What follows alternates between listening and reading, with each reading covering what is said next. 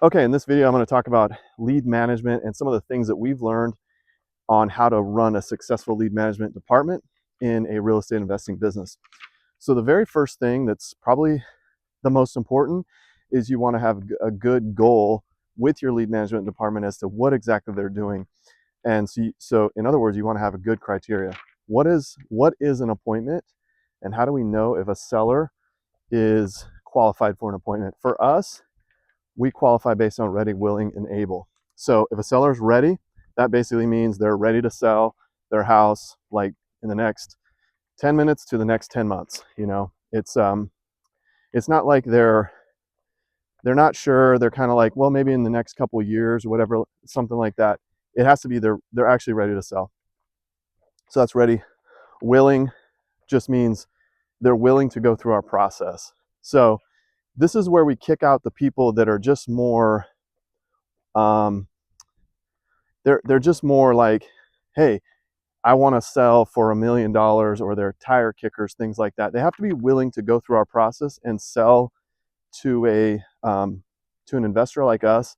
They have to understand that. So this is a little bit vague on how or it can be a little tricky on how to actually qualify on willingness, but it has to do more with willingness to go through the process that we have outlined, which is okay, we're going to go out to your house, we're going to make you an offer, you can either say yes or no, things like that. So this starts to kick out the people that are really don't need to be in our system at all. And then able, this has to do, is this person actually the owner of the house? Do they have the ability to sell? Do they have enough equity to sell at a price that would work for us? So that's ready, willing, and able. Anytime someone is not ready, willing, and able, we don't set appointments for those people. We might put them in follow-up, or they might become an unqualified lead. So the next huge thing with lead management is speed to lead. It's so important. There's a huge correlation between how quickly you get on the phone with someone when they reach out to us, whether it be through a web lead or maybe a phone call, and the likelihood of that deal closing. It drops off dramatically as that speed to lead goes up, or I should say the speed to lead time starts to go up. So we want to get a hold of people within 60 seconds, or at least make an attempt to call people back within 60 seconds. Ideally, we're going to want to live answer every call that comes in. But if we can't get a hold, if we're not able to live answer, or maybe it's a Facebook or a Google lead coming in through our website, we just want to make an attempt within 60 seconds. And that will increase by a huge margin. That'll increase your contact rate and your appointment set rate. Okay, so the next thing would be, when we, it's really important to track all this stuff. So it's important to know, like if you have a team, especially if it's virtual, like we have lead managers in other countries, and we need to be able to see in our system if we're having a really fast speed to lead. So all this needs to be tracked. You want a CRM that can track, first contact attempt, when contact was actually made, things like that. But also, when we see a lead come in, you want it to kind of blow everybody up. In other words, if you could have red flashing lights going off when a lead comes in, you would have that. Of course, we don't have that, but we have Slack alerts hit. Like there's an alert on everyone's Slack channel that there's a new lead, and everyone is kind of like sitting there staring at the lead until a lead manager either thumbs up or says, I got it, or hey, I'm on another phone, can someone else get that? On another phone call, can someone else get that? Something like that. You want to see leads getting handled live. That's the best way to do it. That way the whole team knows that it's happening. So hopefully that makes sense. You want to set up your Slack system or whatever messaging system you have to show the activity happening in real time. So then let's say we can't, someone calls in, or a web form comes in, we can't get a hold of them. We want to triple dial those people. Used to be double dial. Now we're triple dialing, and it's amazing how many people will answer on that third call, and people very rarely, if ever, get upset for calling 3 times. The way we think about it is like, hey, they reached out to us through some kind of marketing. They want to talk to us, and it's our obligation to do everything we can to get a hold of them because they have a problem that they're trying to solve, and we know we're a solution. So triple dial, send a text, send an email, have whatever cadence like that you have. And if you can't get a hold of them after a triple dial, we push them straight into an unresponsive campaign, which is like 10 days of pain, which is they're going to get hit for the next 10 days on text, email, phone calls until we get a hold of them. Or if they never answer, then at least we've made a really good attempt over the next 10 days to get a hold of them. That's going to reduce your unresponsive rate, which that can be pretty high if we're not handling these leads correctly, which definitely affects deal flow. All right, so the next thing, setting the stage. So let's say we get a hold of someone, we're talking to them. The first thing we want to do is set the stage. So all that means is, when you think about it, when a seller is trying to sell their house and they talk to a lead manager, the thing they're thinking about is like, how long is this going to take? Are you going to try to make me an offer over the phone? Are you going to do some kind of sales trickery to steal my house from me? There's all these questions in the person's mind, and the first thing we need to do is address those so that the person can relax and we can actually start to build trust and rapport and get to the root of what's going on and set the appointment. So first thing we do is we just say, hey, first of all, am I catching you at a bad time? Especially if we're calling them back. Hey, am I catching you at a bad time? They're like, nope, not a bad time. This is a good time. Okay. So the way this call normally goes, it's probably going to take about 10 to 15 minutes. I'm going to ask you a bunch of questions, kind of get to know your situation, what's going on in your world, understand why it is that you're wanting to sell, what made you first reach out to us, understand a little bit about the property itself and the condition of it, things like that. And really my whole goal on this whole phone call is just to figure out if we're the right fit for you.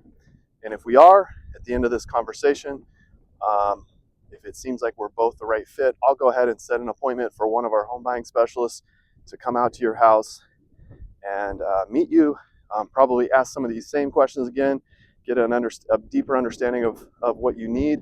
Then we make an offer and you can say yes or no, and we can go from there. That's pretty much how we set the stage. So now the person knows how long is this going to take. They also know that, I'm not the one giving the offer. The goal at the end of this phone call is that there's an appointment set. And sometimes people will say, well, no, I just want an offer over the phone. And we want to try to overcome that objective. And, we basically tell people, hey, the best offer I can give you is going to be an offer that I make after our team goes out and sees the house. Because then, we don't have to make all these assumptions about the property and things like that. So setting the stage, super important. All right, so once you're there, the next step would be you want to inject a ton of curiosity and empathy, and I'll add tone and pacing into the next part of this this conversation. So we start off with a big open-ended what question, and this just opens the seller up. So we ask like this after we kind of set the stage. We just say, hey, what is it that made you reach out to us today? What is it that's making you want to sell your house? Something like that. It's an open-ended question. We're trying to get the seller just to start talking. And through all this, we want to keep in mind, we want to talk about 30% of the time, let the seller talk about 70% of the time. If we're doing all the talking, we're losing.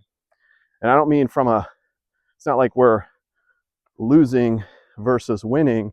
It's just that it's hard for us to understand what's going on with the seller and really help that seller out if we're doing all the talking. So we want to open that seller up and get them to start telling us, how exactly we can help. This also helps to build rapport, all that kind of stuff. So open-ended question, and then we just want to stay curious. Just continue to be curious. Ask questions like, what else? We use tactical empathy. This is all Chris Voss stuff. Like, if you haven't read never split the difference. Definitely do that. There's some really good active listening, tactical empathy type skills that you can learn there. But we mirror and we label, and tone and pace is super important. So Chris Voss talks about the late night DJ voice. Just keep things low, keep things slow, and ask questions like, hey, what is it that's making you want to sell? And they maybe say something. Maybe they're going through a divorce or they're being foreclosed on. Okay, and how does selling your house help you in that? Help that situation out. And they start to tell us something like that. Okay, what else is going on that's making you want to sell? These open-ended, curious questions from a position of real, genuine interest. These aren't tricks. These aren't just like trickery trying to get, figure out a way to rip someone off. This is literally how you build true rapport and true trust with someone, and figure out how best to help them. Because if there's a foreclosure that's happening in 2 weeks, we need to know that. If we don't know that, we can't help the seller. We can't help the seller because we might be like, all right, let's give you an offer that you want. But if maybe they want an offer, but if we knew that they needed to sell in 2 weeks, we would never make that offer because it'll never sell in 2 weeks. We'll never be able to find a buyer, or whatever it is. So all that's super important. The other thing is you want to role play this stuff constantly. Just always be role playing. Have a culture of role play inside your business. So the next thing, obviously, empathy and curiosity are huge throughout this conversation on both the lead management and the sales side. But the next thing is just diving deep. This is always probably the hardest part for both lead managers and acquisitions specialists, is figuring out how to dive deep. And so if someone tells you, they've got a medical issue that they're dealing with, like, how do you dive deep with that? How do you push on that without offending people or offending the seller? And it's not about necessarily asking like,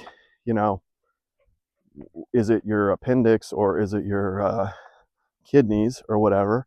It's not necessarily getting into the nitty gritty on that side of it. It's more, okay, like how does this medical issue, how does selling your house solve that medical issue? That's where we want to dive deep. We want to dive deep in the area that is relevant to us and relevant to the seller and why they called us out there. So even like a divorce, if there's a divorce situation, I think sometimes acquisitions agents and lead managers are a little uncomfortable. How do I dive deep on a divorce situation? Do I ask like, who was unfaithful to who? Things like that. That's not really what we're talking about. It's more about what does selling this house do for you in order to help that situation. Maybe it's like, well, we both live in the same house and we're trying to, move out or whatever, or there's too many memories. Okay, that's relevant to what we're talking about. We're not just trying to, dredge up gossip. That's not what diving deep is. So I think there's a real distinction there that sometimes we miss. One thing, forget what book it is. It might have been Fierce Conversations. That's a great book. Don't remember if it's that one or a different one. Anyway, the author talks about you want to scuba dive, not water ski. So it's really easy to water ski when we're talking to sellers. Sellers say something, we're like, okay, cool, sounds good. We think we understand everything going on about whatever that situation that they just told us. And it's very important to not assume anything. Just ask the question. Just say, okay, so how does selling your house help you in this situation? Or, if you could paint the picture of like the perfect scenario and the perfect offer. I'm not necessarily talking about price, but everything other than price. Let's assume we can figure price out. But what is the perfect scenario for you in terms of like, what do you want to see in an offer exactly? When do you want to close? Do Do you want to see, like, are you going to be able to move things out? Do you need help with that? That is the part of the offer that we really excel at. That's where we can bring a lot of value because we can be creative there. So you ask those questions. All right, so now we're to the point where we set the appointment. Let's say we've got, we've talked to the seller. They're interested. It seems like we're a good fit. We've dug deep. We've figured out exactly what their pain is, what's going on. So now we're ready to set the appointment. So we want to just say, hey, we want to kind of take control in this area. Not just say, hey, are you free tomorrow sometime? Because now we're gonna mess up our entire schedule. Seller's just gonna take control as to when they want to sell. It can be kind of a problem. So what we say is, all right, does 10 o'clock or 1 o'clock work tomorrow? Oh, neither? Okay, I've got 4 o'clock open. All right, how about 10 o'clock the next day? So we have specific time slots, and we need the seller to fit into those. And if you present it that way, it will be much easier to hold to those time slots, because all of a sudden the seller's like, oh, these guys are organized, these guys are professional, and I've got to fit inside their schedule. All right.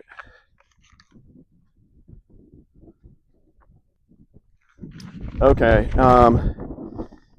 Now let's talk about how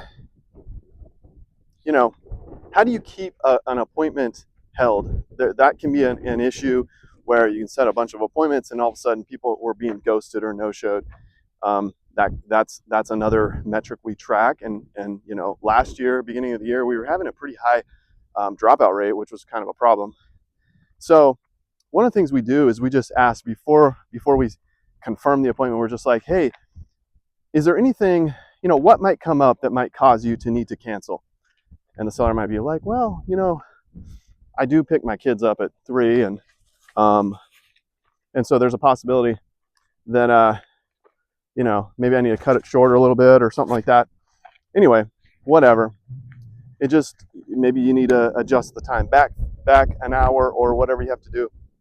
But it just gets it right out in the open. Hey, what might cause you to cancel? And let's address that now. And then the last thing we do is make the acquisitions specialist the hero. So we're just like, hey, you're gonna love Colby or Ryan or whoever's going out there. You're gonna love this guy. He's easy to work with, loves to work with these kind of situations. You're gonna be great. I'm setting you up with someone that I think is gonna fit really well with you. And so now this person's excited. They're meeting whoever it is that we just made the hero. All right, let's talk about follow-up real quick. Say we go on the appointment, we're not able to buy the house. That goes in some kind of follow-up. Follow-up is like, there's a lot to follow-up that we could talk about, but I'll just try to talk about the basics real quick. There's a few things to never say when you're following up, and one of them is, hey, I'm just following up. That's so boring and so overused, and you just sound like every other bad salesman or saleswoman if you say it like that. Hey, I'm just following up, or hey, just checking in, or hey, do you have any questions, or I'm ready to go if you're ready to go. Things like that. Very, very passive and soft. So whenever you follow up, you want to be calling with a purpose and with conviction. So it's like you're calling the person back saying, hey, listen, we went on an appointment 2 weeks ago and we weren't able to come to an agreement, and I'm just trying to figure out should I just go ahead and mark this file as dead, or should we set some date to talk again about this, or should I come out and meet you again? I'm just trying to figure out why we haven't bought your house yet. So we're calling for a reason. We're trying to move this lead somewhere in our CRM, either dead or we're going to buy it or some next step. So that's the purpose of follow-up, is to actually intentionally do something with this lead, and we need the seller's help to help us understand what to do with it. And if you just come right out and say, hey, should I just go ahead and mark this thing as dead? It's amazing how many people will be like, well, hold up, no, don't do that. All right, let's give me a week and call me back in a week. Okay, that's still soft. We don't want to be like, okay, sounds good, a week. When should we talk? Monday. What time? 1 o'clock. Let's put it on the calendar. That becomes a custom follow-up. That is an intentional conversation that has a definite next step, and that's huge. That's really important. So, all right, got my little cheat sheet here. So one more thing about follow-up. There's a lot of high-tech follow-up out there. There's automated, automated drip campaigns you can set up. Hopefully your CRM has the ability to do that, whether it's through email or text or things like that. One of the things we use, one service we provide to investors is AI appointment setting and follow-up, and that's through RiverX AI. There's probably a link in my bio about that, but those kind of things are super important. So you definitely want high-tech follow-up systems built into your process. And I think AI appointment setting is huge because AI can work your leads and be sending texts and emails and waiting for a response. Once the response comes, the AI sees that response, and is instantly setting an appointment for you to talk to that seller. So it can take a lot of the heavy lifting out of just the mundane follow-up that we all have to do and that we hate to do. And your lead management team, or maybe it's you that's doing the lead management, you can focus on talking to sellers who have actually raised their hand and said, yes, I want to talk to you more about my house. So, but the one thing you have to keep in mind with all this high-tech stuff, and AI is, the highest tech out there right now, is don't just don't just become lazy because you've got high-tech follow-up built into your process.